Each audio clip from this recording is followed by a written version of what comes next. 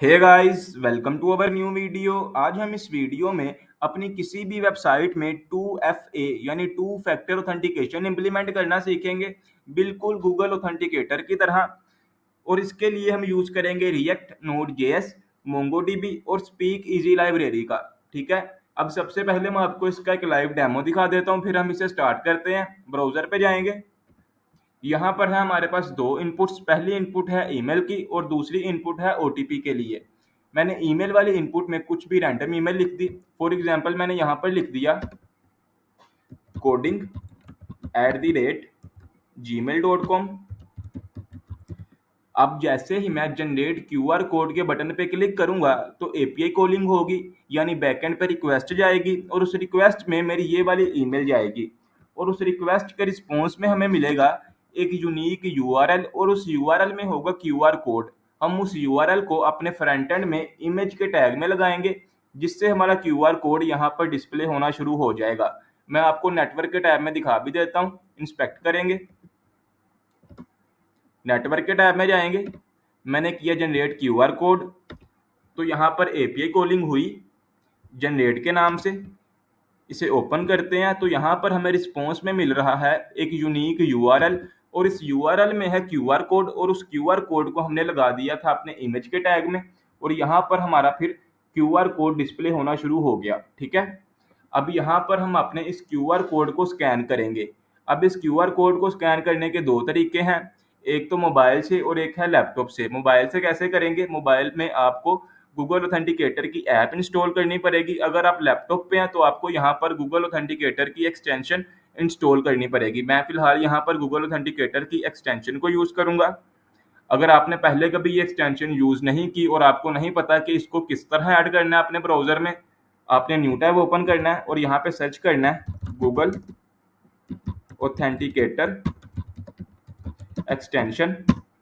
First link को open करेंगे तो यहाँ पर आपको ऐड टू क्रोम की ऑप्शन मिल जाएगी, जहाँ पर मेरी रिमूव फ्रॉम क्रोम की ऑप्शन आ रही है। ठीक है, अब इस टैब को करते हैं क्लोज।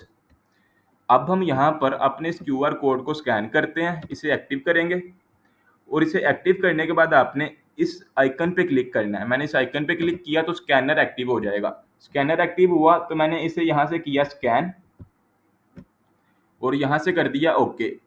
अब स्कैन करने से क्या हुआ? स्कैन करने से हमारे इस एक्सटेंशन में एक यूनिक कोड आना शुरू हो गया। 6 डिजिट का एक यूनिक कोड आना शुरू हो गया, जो कि हर 60 सेकंड के बाद एक्सपायर भी हो रहा है और एक नया जनरेट भी हो रहा है। अब आपको किस तरह पता चलेगा कि ये आपका कोड है? क्योंकि इसके नीचे आपको आपकी ईमेल भी शो हो रही है, जो कि हमने इनपुट में टाइप की थी, और उससे पहले आपको वेबसाइट का नेम भी शो हो रहा है।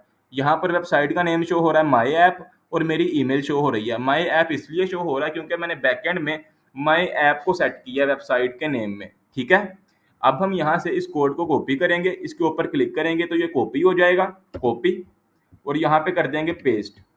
अब मैं करूँगा वेरीफाई ओटीपी, तो बैकएंड में रिक्वेस्ट जाएगी और ये मेरा ओटीपी वेरीफाई होगा। वेरीफाई ओटीपी, तो ये मेरा ओटीपी वेरीफाइड हो चुका है। बैकएंड में एपीआई कॉलिंग हुई और मुझे यहाँ पे रिस्पॉन्स मिला ट्रू का। जैसे ही ट्रू का रिस्पॉन्स मिला तो यहाँ पर मुझे ओटीपी वेरीफाइड सक्सेसफुली का मैसेज मिल गया। अगर मैं यहाँ पर गलत ओटीपी टाइप करता हूँ तो यहाँ पर आ जाएगा इनवैलिड ओटीपी। दोबारा बैकएंड पे रिक्वेस्ट जाएगी और इस रिक्वेस्ट के रिस्पॉन्स में भी आप देख सकते हैं कि हमें वेरीफाइड मिल रहा है फॉल्स और फ्रंट एंड में मिल रहा है इनवैलिड ओटीपी। ठीक है, अब जो रियल टाइम प्रोजेक्ट्स होते हैं उसमें ये नहीं होता कि आपको बार बार ये क्यूआर कोड शो हो। आपको एक ही दफ़ा ये क्यूआर कोड शो होता है, आप उसे स्कैन करते हैं, या तो आप उसे अपने लैपटॉप से स्कैन करते हैं या तो आप उसे अपने मोबाइल से स्कैन करते हैं। जब आप उसे स्कैन कर लेते हैं तो ये क्यूआर कोड हाइड हो जाता है और आपका एक यूनिक कोड जनरेट होना शुरू हो जाता है गूगल ऑथेंटिकेटर के ऐप में या एक्सटेंशन में। ठीक है, जिस तरह यहाँ पर जनरेट भी हो रहा है एक्सटेंशन में, आप देख भी सकते हैं कि हर 60 सेकंड के बाद एक नया यूनिक डिजिट्स का ओटीपी जनरेट हो रहा है और एक्सपायर भी हो रहा है। ठीक है, अब हम इसे इम्प्लीमेंट करना स्टार्ट करते हैं। इंस्पेक्ट को क्लोज कर देते हैं, वीएस कोड में जाएंगे। यहाँ पर है हमारे पास दो फोल्डर्स। मैंने दो फोल्डर्स क्रिएट किए हैं, एक बैकएंड का और एक फ्रंट एंड का।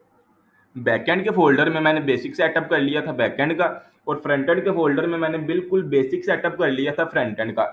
पहले बैकएंड के बेसिक सेटअप को देखते हैं, फिर उसके अंदर अपने क्यूआर कोड के यानी 2FA ऑथेंटिकेशन के कोड को इम्प्लीमेंट करते हैं। बैकएंड के फोल्डर में जाएंगे, यहाँ पर सबसे पहले मैंने पैकेज.json की फाइल को क्रिएट किया। पैकेज.json की फाइल को क्रिएट करने के लिए मैंने कमांड यूज की npm init-y। उसके बाद ये मैंने npm i से ये 3 पैकेजेस को इंस्टॉल किया। फिर उसके बाद मैंने यहाँ पर स्टार्ट की स्क्रिप्ट को ऐड कर दिया, ठीक है। फिर उसके बाद मैंने यहाँ पर एक मॉडल का फोल्डर क्रिएट किया और इस मॉडल के फोल्डर में एक फाइल क्रिएट कर दी user.js के नाम से, ठीक है। फिर उसके बाद मैंने क्रिएट की index.js की फाइल।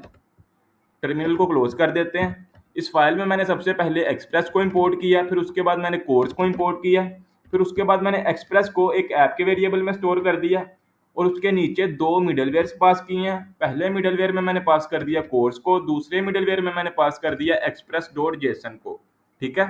उसके बाद मैंने 2 राउट्स क्रिएट किए, जनरेट सीक्रेट की के लिए और दूसरा राउट क्रिएट किया OTP को वेरीफाई करने के लिए और उसके नीचे फंक्शन कॉल कर दिया app.listen का, जो कि हमारा सर्वर स्टार्ट करने के लिए हेल्प करता है, ठीक है।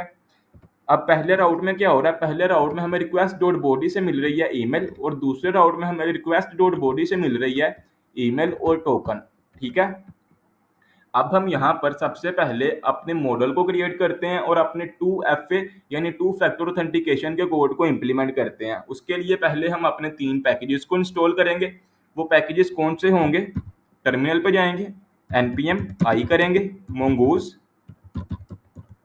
और दूसरा पैकेज होगा हमारा स्पीक इजी का, स्पीक इजी और तीसरा पैकेज हमारा होगा क्यूआर कोड का, क्यूआर कोड और इसके आगे टाइप कर देंगे -force और कमांड को कर देंगे रन। सॉरी, पहले हमें जाना पड़ेगा बैकएंड के फोल्डर में। कमांड को दोबारा कट करते हैं, cd बैकएंड करेंगे। अब यहाँ पर इस कमांड को कर देंगे पेस्ट। अब इसे करेंगे रन। अब हम जाएंगे अपने user.js की फाइल में और वहां पर अपने स्कीमा को क्रिएट करेंगे। स्कीमा को क्रिएट करने के लिए हम पहले mongoose को इंपोर्ट करते हैं, const mongoose equal to require और mongoose, ठीक है। अब इस mongoose में से हम कॉल करेंगे mongoose.schema को, mongoose.schema। ये हमसे लेता है एक ऑब्जेक्ट के लिए मैंने यहाँ पर पास कर दी कर्ली और इस कर्ली में मैंने पहली की वैल्यू सेट कर दी ईमेल और इसकी टाइप को कर दिया स्ट्रिंग, ठीक है। इसी तरह मैंने यहाँ पर एक और वेरिएबल ले लिया सीक्रेट की के नाम से, सीक्रेट की, इसकी मैंने टाइप कर दी स्ट्रिंग, ठीक है। अब यहाँ पर हम इसके आगे लगाएंगे न्यू को, क्योंकि हमारी स्कीमा जो है ये एक क्लास है न्यू, और इसे स्टोर कर लेंगे एक वेरिएबल में कॉन्स्ट और इस वेरिएबल को नाम दे देंगे यूजर स्कीमा। अब इस यूजर स्कीमा को हम कॉल करेंगे अपने mongoose.model में, mongoose.model। ये हमसे लेता है 2 आर्गुमेंट्स। पहले आर्गुमेंट में लेता है टेबल का नाम, टेबल के नाम में मैंने यहाँ पर पास कर दिया यूजर और दूसरे आर्गुमेंट में लेता है स्कीमा, मैंने यहाँ पे पास कर दिया यूजर स्कीमा, ठीक है। अब इसको हम करेंगे export module dot exports equal, ठीक है। अब हम जाएंगे अपनी index.js की फाइल में। उससे पहले यहाँ पर अपने सर्वर को स्टार्ट कर लें, npm स्टार्ट। index.js की फाइल में गए, यहाँ पर हम पहले MongoDB का कनेक्शन करेंगे, तो उसके लिए हमें पहले mongoose को इंपोर्ट करना पड़ेगा। यहीं से mongoose को कॉपी कर लेते हैं, कॉपी, और यहाँ पे कर देंगे कोड्स के नीचे पेस्ट। अपने स्पीक इजी और क्यूआर कोड के पैकेज को भी अभी इंपोर्ट कर लेते हैं, पेस्ट, इसे ही कॉपी करेंगे पेस्ट और यहाँ पे mongoose की जगह पे कर देंगे क्यूआर कोड, ठीक है। यहाँ पे भी क्यूआर कोड दोबारा कॉपी पेस्ट करेंगे और क्यूआर कोड की जगह पे कर देंगे स्पीक इजी, स्पीक इजी, यहाँ पे भी कर देंगे स्पीक इजी, ठीक है। अब हम यहाँ पर कोर्स के नीचे करेंगे mongoose.connection को कॉल, mongoose.connect। ये हमसे लेता है स्ट्रिंग, स्ट्रिंग हमें मिलेगी MongoDB कंपास से। मैं MongoDB कंपास में जाऊंगा और यहाँ पे करूंगा ऐड न्यू कनेक्शन और यहाँ पे स्ट्रिंग के आगे टाइप कर दूंगा अपने डेटाबेस के नेम को। फॉर एग्जांपल मैंने डेटाबेस का नाम रख दिया माय यूजर्स, और स्ट्रिंग को यहाँ से कर लेंगे कॉपी, अपने VS कोड में जाएंगे और यहाँ पे कर देंगे पेस्ट। अब इसमें से हम कॉल करेंगे डॉट देन को, डॉट देन देन ये हमसे लेता है कॉल बैक फंक्शन, और इस कॉल बैक फंक्शन में हम कर देंगे कंसोल लॉग करेंगे db कनेक्टेड, और इसमें कॉल करेंगे डॉट कैच को, ये भी हमसे कॉल बैक फंक्शन लेता है, और इसमें हम सेट कर देंगे कंसोल लॉग में db नॉट कनेक्टेड। ठीक है, अब हम यहाँ पर अपने जनरेट के राउट का सेटअप करेंगे। आप यहाँ पर टर्मिनल में देख भी सकते हैं कि हमें मैसेज मिल चुका है db कनेक्टेड का। ठीक है, टर्मिनल को क्लोज करते हैं। तो यहाँ पर हम पहले जनरेट के राउट का सेटअप करेंगे। अब ये जो हमें बॉडी से ईमेल मिल रही है इसे हम सेव करेंगे अपने डेटाबेस में यूजर। पहले इस ईमेल को डेटाबेस से फाइंड करेंगे कि ये ईमेल पहले कोई डेटाबेस से एग्जिस्ट तो नहीं करती। User dot find one, user को पहले इंपोर्ट कर लें। अब हम करेंगे यूजर डॉट फाइंड वन, इसमें पास कर देंगे करली, और करली में पास कर देंगे अपनी स्कीमा वाली ईमेल को, ईमेल, और अपनी बॉडी वाली ईमेल को। ठीक है, इसके आगे लगाएंगे वेट, और इसे स्टोर कर देंगे एक वेरिएबल में कॉन्स्ट, और इस वेरिएबल को नाम दे देंगे यूजर। ठीक है, अब इसके नीचे कंडीशन लगाएंगे इफ अगर यूजर ट्रू है, यानी इस ईमेल वाला यूजर मिलता है, तो यहाँ पर इस करली में आओ और यहाँ पर रिटर्न कर दो रिस्पॉन्स डॉट जेसन, और इसमें रिटर्न कर दो एरर, और उस एरर में टाइप कर दो ईमेल ऑलरेडी इन यूज। ठीक है, अगर ये यूजर नहीं मिलता, इस ईमेल से कोई यूजर नहीं मिलता, तो उसके बाद यहाँ पर हम जनरेट करेंगे एक सीक्रेट की, और सीक्रेट की को जनरेट करने के लिए हम यूज करेंगे स्पीक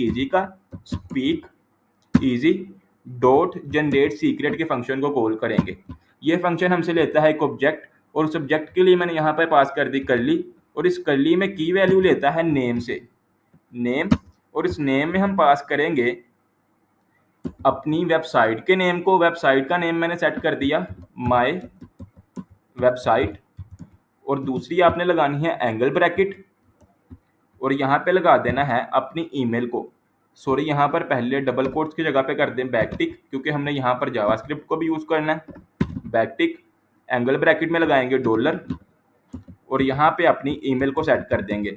आपने यहाँ पर वो यूनिक आइडेंटिफिकेशन यूज़र की सेट करनी है जो कि यूनिक हो, यानी ईमेल भी यूनिक होती है और यूज़र की आईडी भी यूनिक होती है। तो आप यूज़र की आईडी भी यूज़ कर सकते हैं और यूज़र की ईमेल भी यूज़ कर सकते हैं। ठीक है, अब इसको हम सेव कर लेते हैं एक वेरिएबल में कॉन्स्ट, और इस वेरिएबल को नाम दे देंगे सीक्रेट।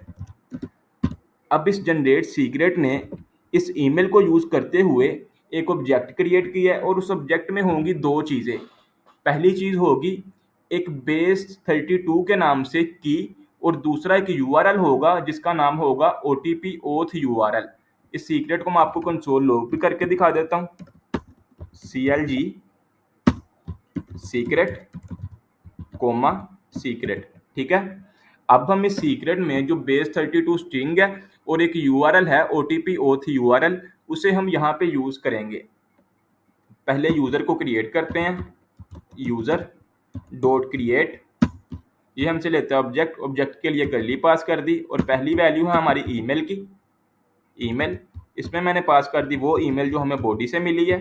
दूसरी वैल्यू है हमारी सीक्रेट की, इसमें मैंने पास कर दिया सीक्रेट एक ऑब्जेक्ट है, और उस ऑब्जेक्ट में है की वैल्यू बेस 32 की, डॉट बेस 32 को कॉल करेंगे। ठीक है, बेस 32 में है एक यूनिक स्ट्रिंग। ठीक है ना, अब इसके आगे लगाएंगे वेट, और इसको एक वेरिएबल में स्टोर कर लेते हैं कॉन्स्ट, और वेरिएबल को नाम दे देते हैं यूज़र। चलें इसे वेरिएबल में स्टोर ना करें क्योंकि हमें इसकी ज़रूरत तो पड़नी नहीं है। इसे यहाँ पर कर लेते हैं अब QR code generate. QR code generate करने के लिए हम QR कोड के पैकेज का यूज़ करेंगे जो हमने पहले से ही इंपोर्ट कर लिया था। QR कोड, इसमें से हम फंक्शन कॉल करेंगे डॉट टू डाटा URL को। ये हमसे लेता है 2 आर्गुमेंट्स। पहले आर्गुमेंट में लेता है वो स्ट्रिंग, वो यूआरएल जिसको जनरेट करते हुए इसने क्यूआर कोड के लिए एक यूआरएल जनरेट करना है। तो उसके लिए हम यहाँ पे पास कर देंगे सीक्रेट। सीक्रेट एक ऑब्जेक्ट है और उस ऑब्जेक्ट में है एक यूनिक यूआरएल जिसका नाम है डॉट ओटीपी ओथ यूआरएल। ठीक है। अब ये दूसरा आर्गुमेंट हमसे लेता है कॉल बैक फंक्शन। इस कॉल बैक फंक्शन में हम पहले 2 वेरिएबल्स को सेट करेंगे। पहला वेरिएबल होगा एरर और दूसरा वेरिएबल हमारा होगा डाटा यूआरएल का। इस कर्ली में जाएंगे और यहाँ पे कंडीशन लगाएंगे इफ अगर एरर ट्रू है तो यहाँ पर इस कर्ली में आओ और रिटर्न कर दो रिस्पॉन्स डॉट जेसन और यहाँ पे एरर सेट कर दो एरर और एरर में टाइप कर दो समथिंग वेंट रॉन्ग। ठीक है। अगर एरर नहीं है तो यहाँ पर इस डाटा यूआरएल को रिस्पॉन्स में सेंड कर दो रिस्पॉन्स डॉट जेसन क्यूआर की जगह पे आप कुछ भी लिख सकते हैं और इसकी वैल्यू में सेट कर देंगे अपने डाटा यूआरएल को। डाटा यूआरएल में क्या है? डाटा यूआरएल में हमारा एक यूनिक यूआरएल है जिसकी हेल्प से हम अपने क्यूआर कोड को अपने फ्रंट एंड में दिखाएंगे। ठीक है। अब हमारा जनरेट राउट का कोड कंप्लीट हो चुका है। मैं आपको एक दफ़ा रिवाइज करवा दूं। सबसे पहले हमने यहाँ पर बॉडी से ली ईमेल। उस ईमेल को फाइंड किया डेटाबेस में कि कहीं ये ईमेल वाला यूज़र पहले से एग्जिस्ट तो नहीं करता। अगर एग्जिस्ट करता है तो हम यहाँ पर एरर दिखा देंगे ईमेल ऑलरेडी इन यूज। अगर यूज़र नहीं मिलता तो यहाँ पर हम जनरेट कर रहे हैं एक जनरेट सीक्रेट के नाम से ऑब्जेक्ट और उस ऑब्जेक्ट में है बेस 32 की सीक्रेट यूनिक स्ट्रिंग और एक है यूआरएल ओटीपी ओथ यूआरएल। जो बेस 32 स्ट्रिंग है उसे हम यहाँ पे यूज कर रहे हैं। जब यूजर को क्रिएट कर रहे हैं तो इस सीक्रेट की में उस बेस 32 स्ट्रिंग को सेव कर रहे हैं। उसके बाद हम यहाँ पर क्यूआर कोड की हेल्प से एक क्यूआर कोड का यूआरएल जनरेट कर रहे हैं। क्यूआर कोड का यूआरएल जनरेट करने के लिए हम यहाँ पे यूज कर रहे हैं secret dot OTP oath URL को, जो हमें रिटर्न कर रहा है ये वाला फंक्शन जनरेट सीक्रेट का। ठीक है। उसके बाद हमने यहाँ पर एक कॉल बैक फंक्शन पास कर दिया और उस कॉल बैक फंक्शन में अपने डाटा यूआरएल को कैच कर लिया जो हमें ये रिटर्न कर रहा है क्यूआर कोड का पैकेज, और उस डाटा यूआरएल को हमने रिस्पॉन्स में क्यूआर के नाम से सेंड कर दिया। ठीक है। अब हम करते हैं अपने वेरीफाई वाले राउट का सेटअप। इसमें हम सबसे पहले क्या करेंगे, इस ईमेल वाले यूजर को फाइंड करेंगे। दोबारा इसी कोड को कॉपी कर लेते हैं, कॉपी, और यहाँ पे कर देंगे पेस्ट। ठीक है। अगर यूजर नहीं मिलता तो यहाँ पर इस कर्ली में आओ और रिटर्न कर दो रिस्पॉन्स डॉट जेसन। इसमें मैसेज कर दो मैसेज में टाइप कर दो यूजर नोट फाउंड। ठीक है।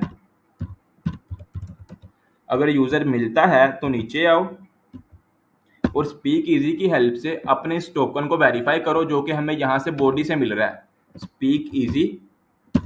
इसमें से हम फंक्शन कॉल करेंगे डॉट टीओटीपी का डॉट टीओटीपी और इसमें से हम फंक्शन कॉल करेंगे डॉट वेरीफाई का।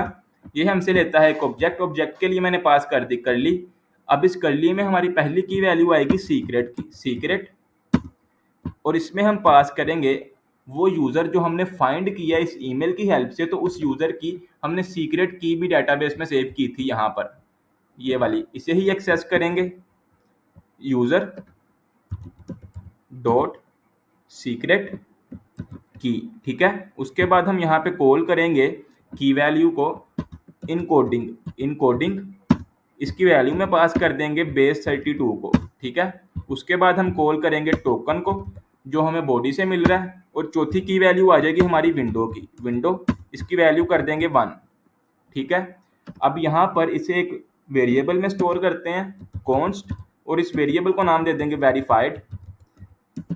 अगर ये यूज़र यहाँ पर वेरीफाइड होता है तो ये वेरीफाई का फंक्शन हमें ट्रू या फॉल्स रिटर्न करेगा। अगर वेरीफाई हो गया तो यहाँ पर इस वेरीफाइड में आ जाएगा ट्रू, अगर वेरीफाइड ना हुआ तो इस वेरीफाइड में आ जाएगा फॉल्स। इसी वेरीफाइड को हम रिस्पॉन्स डॉट जेसन में सेंड कर देंगे रिस्पॉन्स डॉट जेसन।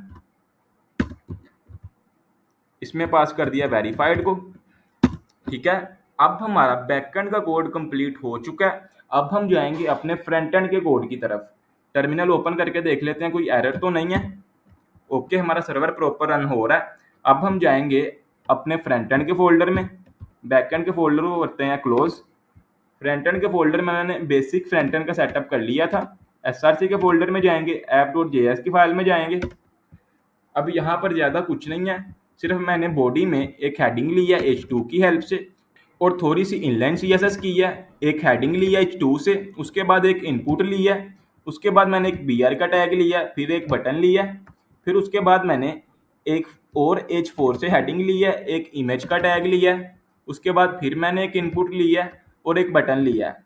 इसका आउटपुट भी मैं आपको दिखा देता हूँ।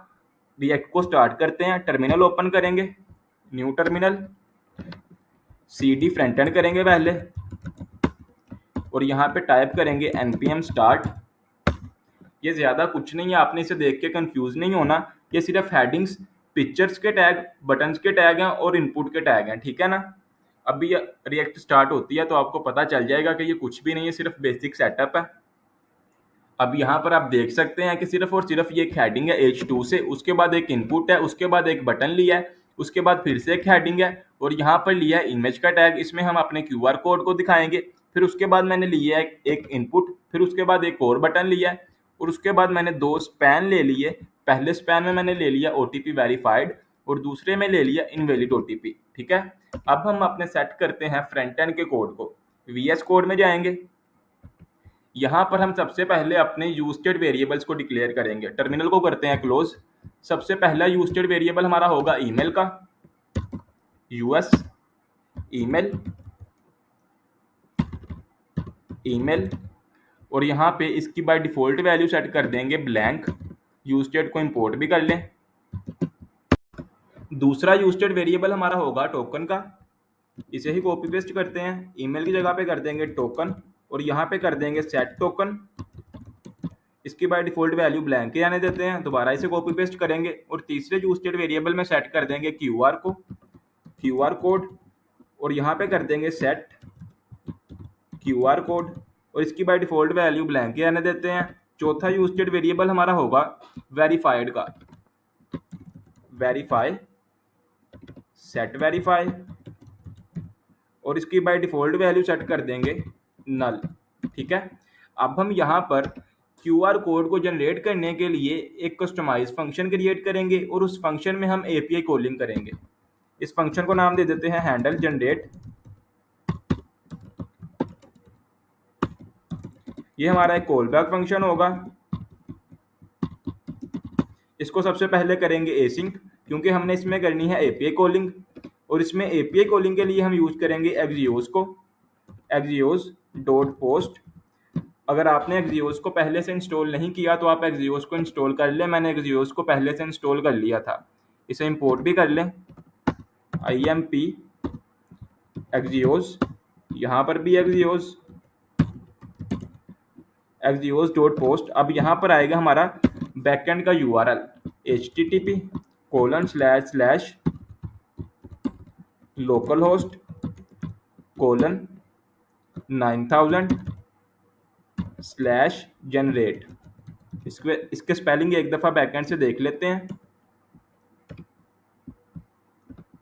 यहाँ पे ठीक है, इसी राउट को यहाँ से कॉपी कर लेते हैं और वहाँ पे पेस्ट कर देते हैं, कॉपी, और यहाँ पे इसे कर दिया पेस्ट। अभी हमसे बॉडी में ले रहा है एक ईमेल और यहाँ पे अपनी पास कर देंगे ईमेल को, ठीक है। अब इसमें से जो रिस्पॉन्स आएगा उसे करेंगे डिस्ट्रक्चर। उससे पहले यहाँ पे करते हैं अवेट को ऐड, कॉन्स्ट डाटा को कर लिया मैंने डिस्ट्रक्चर। अब इस डाटा में है एक QR और उस QR में है एक URL जिसमें शो होगा हमारा QR code. Set QR code, इसमें सेट कर देंगे data.QR, ठीक है। और यहाँ पे अलर्ट पास कर देंगे। इससे पहले अलर्ट पास करते हैं अलर्ट QR जनरेटेड सक्सेसफुली, ठीक है। अब यहाँ पर एक और फंक्शन क्रिएट करेंगे। उस फंक्शन में हम क्या करेंगे, उस फंक्शन में हम अपने टोकन को, अपने OTP को बैकएंड में सेंड करेंगे। उसको नाम दे देंगे हैंडल टोकन। ये भी हमारा कॉल बैक फंक्शन होगा। इसमें भी एपीआई कॉलिंग करनी है तो इसके साथ लगाना पड़ेगा एसिंक। ठीक है, इसमें सबसे पहले करेंगे एक्सियोस डॉट पोस्ट, अपने इसी यूआरएल को यहाँ से कॉपी करते हैं, कॉपी, और यहाँ पे कर दिया इसे पेस्ट, और यहाँ पे आ जाएगा स्लैश, स्लैश के बाद वाला राउट यहाँ से कॉपी कर लेते हैं बैकएंड से, स्लैश वेरीफाई को कॉपी किया और यहाँ पे कर दिया पेस्ट। और बॉडी में हम क्या भेज रहे हैं, बॉडी में हम भेज रहे हैं पहली ईमेल और दूसरा भेज रहे हैं टोकन। ठीक है, अब हम यहाँ से अपने डाटा को डिस्ट्रक्चर करेंगे, कॉन्स्ट करली डाटा और इक्वल लगा दिया। अब इस डाटा में जो वेरीफाइड है उसे सेट कर देंगे इस वेरीफाई में, तो यहाँ पर आ जाएगा सेट वेरीफाई, इसमें कर दिया हमने डाटा डॉट वेरीफाइड को सेट। ठीक है, अब हम इन फंक्शंस को ऑन क्लिक पे कॉल करेंगे। स्क्रॉल डाउन करेंगे, पहले इस ईमेल वाली इनपुट में अपने यूज स्टेट वाली इनपुट को सेट कर लें, तो यहाँ पर आ जाएगा वैल्यू, इसमें पास कर देंगे ईमेल, और दूसरी आ जाएगी on change.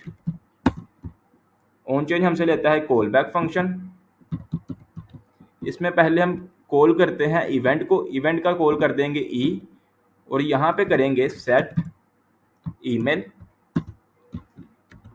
Bracket E dot target dot value. ठीक है, स्क्रॉल डाउन करेंगे, अब ये है हमारा जनरेट क्यूआर का बटन, इसके ऊपर लगाएंगे ऑन क्लिक, ऑन क्लिक, और इसके ऑन क्लिक पे कॉल कर देंगे अपने हैंडल जनरेट वाले फंक्शन को, हैंडल जनरेट वाले फंक्शन को कॉल कर दिया।